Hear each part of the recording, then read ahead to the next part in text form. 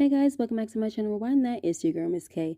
If this is your first time coming across my channel, welcome. Please be sure to subscribe if you like the vibe and hit that notification bell so you know when I upload more videos like this one. Now, before we get started, I just want to apologize for any background noise you may hear, okay? The neighborhood is pretty busy today. We got basketball going on outside. We got lawnmowers going, so hopefully you guys don't hear any of that, but my apologies. All right, so the episode starts off with Detective Howard making good on his promise to Neek that he will take Rock down to make sure that Neek gets the throne. All right, so we see that Detective Howard does this by cleaning Rock's corners, but while most of Rock's boys on this particular corner are getting rounded up, we have the babysitter dude from the stash house making a run for it, okay? And Detective Howard chases after him, but he can't keep up and he's running out of breath. And we find out later on that he's not in good health, right? Next, we see Rock and Symphony getting it in again, but when he gets ready to leave, she's like, hold up, I know you ain't gonna just have your way with your girl and bounce like that. So Symphony tells Rock that he has a paper to type up on a computer at the library. So Rock tells him that she has a computer in her office that's collecting dust that he can use. Meanwhile, we see Kanan in his room looking pretty sad, and he picks up an obituary of D-Wiz, and it was definitely sad to see, guys, right? And I know I've made fun of this kid making goofy faces and all, but he looks very handsome in this picture, by the way. But anyway, Kanan is supposed to be at school, right? But he finds Symphony in his drawers typing on the computer in his mom's office, and Kanan is like, yo, who are you? So Symphony tries to politely introduce himself and shake Kanan's hand, but Kanan, he ain't trying to hear that. He says, why are you in my house and why are you using my stuff? And before Symphony could answer, Rock comes in and says, you mean my stuff, and he don't got to answer your questions. Matter of fact, why are you still here when school started an hour ago? Then she tells Kanan that he needs to apologize to her friend who she brought into her house. But Symphony interjects and says it's okay because he would have reacted the same way if he saw some half-dressed fool using his computer, right? So long story short, while Kanan goes to gather his things for school, Symphony tells Rock that no dude wants to meet another dude who's with his mom sitting half naked on his Macintosh. And Rock tells Symphony to stick to concrete and she'll handle her son. But honestly, guys, to me, Rock wasn't too smart about this situation at all because she doesn't know Symphony like that and she's already bringing him into her house. And she did this without a formal introduction to Kanan. You know, like how you expect him to react to all this. And I think that Symphony is right. You know, this is not a good first impression of meeting the guy who's smashing your mom. You know, she should have given him way more time than formally introduced Symphony to Kanan.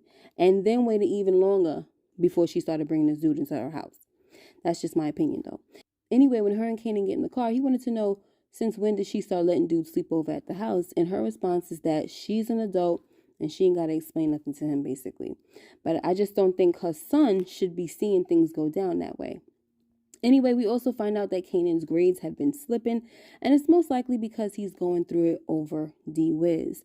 So Kanan tells his mom that the streets are saying D-Wiz got killed for $120, and Rock was like, let them say that then. The target is off your back now. So don't go doing nothing to put it back on. Next, Detective Howard and his rookie partner are getting chewed up by their captain, who tells him that he doesn't need no corner boys, okay? You want to bring me something I could work with? We need wins. And that means dope on the table, guns, shooters. Something or someone they could show off so that he can be in front of the cameras getting some good PR. And if they can't do that, then their jobs are pretty much on the line. Next, Rock, Lulu, and Marvin are parked up watching their empty corners, and they realize that all their corners were hit while Neek's were passed over. So Rock now figures out that this has to be because Neek is making deals and selling them out. So now Rock is like, we got to make a bigger move and get back on the streets before Neek takes our customers for good. On top of that, she has to meet up with her connect named Azumadine, aka Dean, because he heard about the bus and he ain't supplying nothing until Rock comes to meet up with him.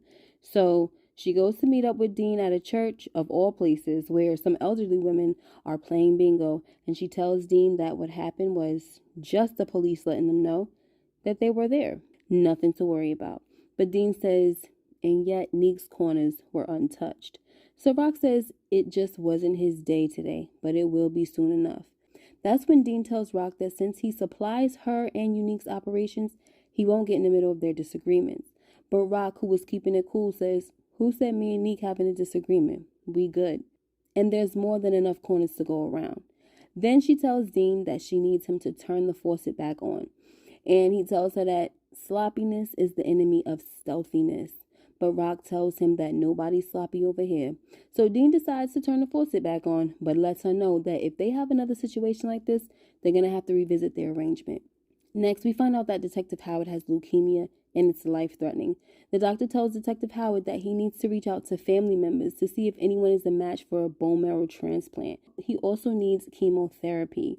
So Detective Howard tells the doctor that he has a very short list of family members because his parents died, and all he has is some cousins in Alabama who pretty much hate him, right? Well, he said they don't like him. So the doctor tells him that he needs to at least try, because the longer he waits, the harder it will be to treat. Now, it's funny that this is happening because I never saw it coming, right? But the presence of a health scare and bringing up family, to me, there definitely has to be a secret going on, okay? We're going to eventually find out who he's related to in Southside Jamaica, Queens, okay? Forget about them cousins that he mentioned. Like, I'm starting to think, is he related to Kanan some way? I don't think he's his father because I think that, that would just be too easy of a guess. But I do think that he could be Kanan's uncle. But you guys can check me out during a live discussion tonight on Life Gains channel. The link will be in the description box below. We're going to be discussing this episode, so if you're into that, please tune in. Next, Marvin shows up at the club with a dog named LT. He gives this dog to Tony and tells her to keep him away from the microwave. But, she ain't got to worry about nobody putting him in the microwave, okay? Because LT is a big old Rottweiler, which happens to be my favorite type of dog, okay? But anyway, Tony thanks Marvin by going downtown. Next, Kanan is at the stash house again, and he looks bored out of his mind, even while he's playing a video game with his babysitter. So eventually, Kanan makes his way to one of the windows, and he sees Davina walking by with her sister in the stroller. So this thirsty little boy is ready to run after her, but babysitter dude was like, ain't nobody outside the crew supposed to know where the stash rests at. So Kanan's stupid behind gonna say, it ain't like I'm inviting her in, and besides, she's not in the game anyway. So babysitter dude, I'm sorry guys, I do not know his name right now, was like, everyone in the game. And I like that response because I feel like that's the kind of attitude Kanan needs to have if he's trying to prove something to his mother, to be in all this. And on top of that, even if he didn't want to prove anything to his mother, if he looked at everyone as if they was a part of the game, he would be able to protect himself better. All right? Anyway, I also wouldn't be surprised if this naive mistake comes back to bite him somewhere down the line, because Davina sure was asking whose house it was, and he gonna tell her, oh, it's a hangout spot. Anyway, Davina says that she just wants to know if Kanan knew that D-Wiz shot Buck. So Kanan says that he heard some things but doesn't believe it, and that whoever put D down had the wrong dude. So there he go with the smooth line again, right? Next, Rock bribes this man right here, because I don't know his name, to give up the where and when for Neek's re-up. She knows that this man wants to move his family down south, so she offers him a nice amount of money to do so, as long as he provides the info for the re-up. Next, Juke and her low-life crew rob a truck of merchandise, and it almost goes bad because the security guard catches the last guy off the truck, whose name is Rip. So Rip knocks the security guard down, but keeps on hitting him, right? And Juke was like, okay, he's had enough. So Rip tried to get a little disrespectful and was like, that's why you don't send a B to do a N-words job. And Juke was like, you ain't from where I'm from, okay? And she had the box cutter ready for him, okay? And so he backed down and grabs his stuff and then took off. Next, Rock meets up with Detective Howard, and she tells him that she has the location for Neek's re-up. So Detective Howard was like, why are you blessing me with this info? Because she already let him know that she knows he's working with Neek. So Rock tells Detective Howard that since he's the police, she's just reporting a crime, so do your job, detective. So even though Detective Howard was initially trying to keep his word to Neek, right, we see that personal circumstances for him have changed. So now his decision making will be different as well. We already heard the captain threatening his job, okay? So taking Rock's info is definitely going to help him keep his job. So my question now is, what other decisions is he going to make now that he has leukemia? Because if he's related to someone like Kanan and he knows it, then he's going to have to help Rock out even more. for that bone marrow transplant. Next, Lulu brings Jessica to the studio, and we find out that he knows his way around the equipment. When Crown realizes this, Lulu tells him that his father used to play the horn and did some recording back in the day and used to drag Lulu to the studio with him. Anyway, so Jessica decides to take the opportunity to ask Crown if Lulu told him about her little brother Famous, who's a rapper. Then she says to Lulu, "Have you told him?" And Lulu was like, "Ain't come up." So Jessica takes it upon herself to put in a good word with Crown about Famous. So obviously we're going to start seeing more of Crown in his studio and probably Famous getting in there as well. But when Lulu and Jessica get outside, she tells him that he's very talented and could be doing what Crown is doing, but be even better at it, right? She tells him that he has so much potential and that the stuff he's doing with his sister is small time and he could be bigger than that. So Lulu just wants to know how she knows all this stuff about him, right? When she barely knows him. And Jessica says, "'Cause I know talent when I see it." So we're definitely going to have to see, guys, how this relationship is going to affect his relationship with Rock. This girl encouraging him like this could make him want to say, "Look, I don't really care that much about what's going on in the game that much anymore. I'd like to do some other things." So we don't know how it's going to turn out, but I do think that she is going to influence him to want more. Like she said, bigger and better. Next, Kanan goes to Marvin's house and finds Marvin in Juke's room looking through her things. So Kanan got the nerve to ask Marvin what he was doing in Juke's room, and Marvin says, "Looking for my belt because she's always taking my stuff." Then Marvin was like, "Hold up, what the heck you doing in my house? Because I don't leave doors unlocked." So Kanan tells Marvin that him and Juke share keys sometimes. And Marvin was like, "Not no more, you don't. Give me them keys." So Kanan gives the keys to Marvin, then starts complaining about being in the stash house. He tells Marvin that he needs to be making money. So Kanan propositions Marvin and tells him that if he helps him, he will put in a good word with Rock and tell her to trust Marvin more. But I honestly don't see that happening, guys, because why would Rock listen to Kanan when she's busy trying to school him from making dumb decisions himself, right? So Marvin was very gullible in this moment, and in my opinion, this might be a little taste of how easy it will be to persuade him in the future. I don't know. Anyway, long story short, guys, Marvin gives Kanan a crash course on how to sell his leftover stash. Kanan was so stupid, though, guys, because he didn't even realize that he had to first make a purchase in order to sell, right? He tells Uncle Marvin that he's not buying, he's selling. So Marvin says, "Yeah, you're buying it wholesale from me so you can flip it into retail for your customers." That's how it works. So that was his first little lesson, and Marvin tells Kanan to keep this little arrangement between them. Next, Juke is at Kanan's house, and she finds Rock in Kanan's room. And it's the total opposite to the conversation that Marvin had with Kanan. While Marvin tells Kanan that his house is not a tree house and that he can't have people just coming in and out as they please, Rock, on the other hand, says to Juke, "Your house is my house." And that's when we find out that Juke used to live there as well.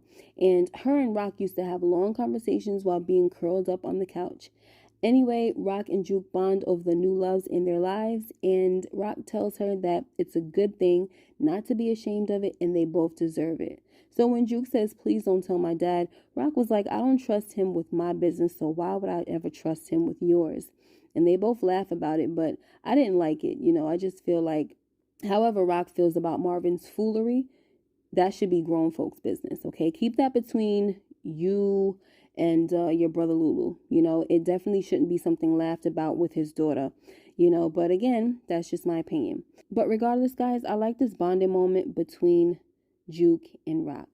Next, Kanan, Juke, and Famous get to this park where Kanan can sell his product. Juke gives Kanan the rundown of the various groups of people in the park and tells him that the best bet is to sell it to the white college kids. She even tells him that he could double the price, but Kanan didn't listen. So while Famous, who's supposed to be helping Kanan sell stuff, while he goes to join the randoms in freestyle rapping, Kanan goes on to sell his product. And it looks like he only makes one sell, right? But he was pretty excited about it. And he only took the price up $5. And the guy's reaction was like, $30? Are you for real? So Kanan could have definitely sold it for $50, like Jukebox said. But the guy says, "Hey, make it 2 for $50. And just like that, Kanan was officially in the game. And we hear grown Kanan telling us that it felt great and it felt right. Next, Neek's re-up is about to get busted by the cops, and I was cracking up when one of the guys was singing along to one of Paula Abdul's songs, okay? Anyway, we see Detective Howard and his partner just waiting for the exchange to happen, but right now, the dudes were circling the block to make sure everything was straight, okay? But they still didn't notice these freaking extra cars and vans on the block. Okay, next, Kanan brings some groceries to Davina. And this was such a sweet thing for him to do, right? Because she told him that, things are pretty rough at the house. I don't know if she was trying to say that they were going to sell the father's drill or sell the house. I wasn't really clear on that situation, but the whole point is that it's bad. They're struggling right now. So for him to make that little money and then go buy her some groceries, I thought that was so freaking sweet. All right. Anyway, he was even able to finally get a kiss from his girl. Okay. Next, we're back at Neek's re-up, and the singing dude realizes that 5-0 is watching him because I guess he stepped out of the car to go pee or something like that on the wall. So he yells out 5-0, and his boys run off, and then some of them get in the car and drive off, and it turns into a semi-high-speed chase. But it ends with the cop car T-boning the car that Neek's boys were in. Unfortunately, the crash kills the dudes right away. So I'm not sure if that's going to be a problem for Detective Howard's captain or if it's going to be a problem for Detective Howard. I don't know, because maybe dead bodies aren't good enough, But we'll see, right?